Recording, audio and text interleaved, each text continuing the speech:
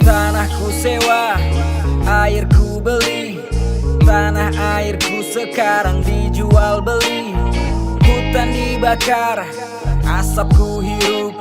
Langit memerah, matahari pun meredup.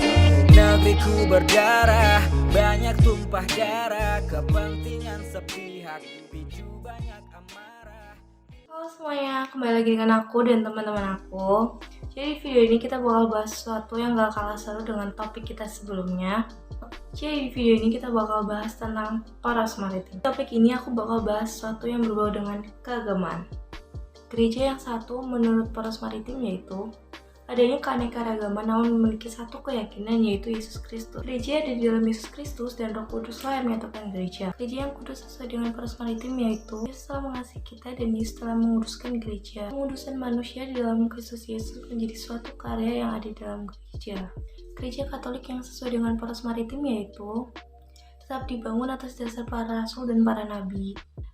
Adanya pengajaran dan bimbingan dan pengudusan oleh para rasul sampai Kristus datang dalam kehidupan kita. Menghadirkan rencana Allah kepada manusia, menerangi, membimbing, dan memajukan dunia untuk seturut dengan kehendaknya. Nah, itu tadi pembahasan tentang keagamaan dalam poros maritim. Kalian penasaran gak sih sama sejarahnya? Nih, teman aku nih jagonya. Halo Raya, apa kabar kabeh? Saiki aku kate bahas tentang geografi. Apa sih hubungan dari geografi mbek kemaritiman Indonesia? Lek teko Indonesia, negara kepulauan.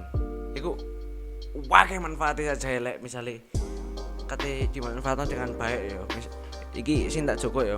Secara historis Indonesia dan maritim memang tidak dapat dipisahkan satu sama lain.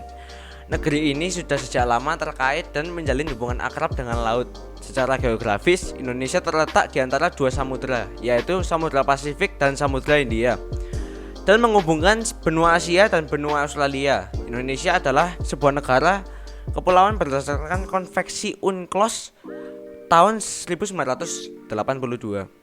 Indonesia memiliki lebih dari 17.000 pulau dengan garis pantai lebih dari 99.000 km, sehingga menjadikan Indonesia sebagai negara dengan garis pantai terpanjang kedua di dunia setelah Kanada.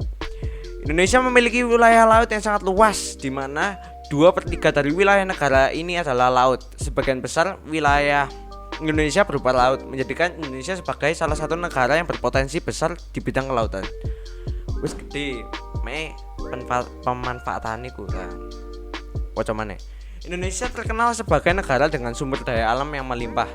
Jika di laut ada ikan, di darat juga ada. Begitupun jika di darat ada rumput, maka di laut juga demikian. Berbicara mengenai sumber daya alam, jika ada di laut, maka Indonesia kaya akan hal itu, mulai dari ikan, cumi, rumput laut, dan berbagai jenis hasil laut lainnya. Indonesia adalah negara yang sangat kaya dengan keanekaragaman hayati di laut. Indonesia juga dikenal memiliki beragam satwa laut, mulai dari ikan sampai terumbu karang. Potensi maritim juga dimiliki oleh Indonesia, yaitu pariwisata laut. Dengan garis pantai sepanjang 99.000 km, Indonesia memiliki banyak destinasi wisata pantai yang mendunia. Selain itu, kekayaan ekosistem bawah laut menjadi salah satu sektor pariwisata yang diminati oleh banyak orang. Nah, misalnya laut iki mbok rusui, mbok kei sampah plastik ngono. Ya apa terumbu karange rusak, kok gak ono sing nang Indonesia, pendapatane teko endi, utang gak dibayar. Makane apa maneh saiki pas zamane Jokowi iki saiki ono namanya tol laut. Apa sih tol laut iku? Tol laut adalah konsep pengangkutan logistik kelautan yang dicetuskan oleh Bapak Presiden Joko Widodo. Program ini bertujuan untuk menghubungkan pelabuhan-pelabuhan besar yang ada di Nusantara Indonesia. Dengan adanya hubungan antara pelabuhan di laut ini, maka dapat diciptakan kelancaran distribusi barang hingga ke pelosok. Jadi nek pelosok iku barang iku gak mahal ngono lho. Jadi setara, kan disetarakan harga di seluruh Indonesia. Maka dari itu ojo dirusak emanen laut Indonesia iki akeh sumber daya nih dimanfaatkan sing apik. Pesenku mek tok mantap. Dan saya akan menjelaskan tentang kerajaan Hindu Buddha pada kedatangan di Indonesia saya Kerajaan Sriwijaya. Letak Kerajaan Sriwijaya adalah yang terletak di bagian Sumatera Selatan, tepatnya di Sungai Musi.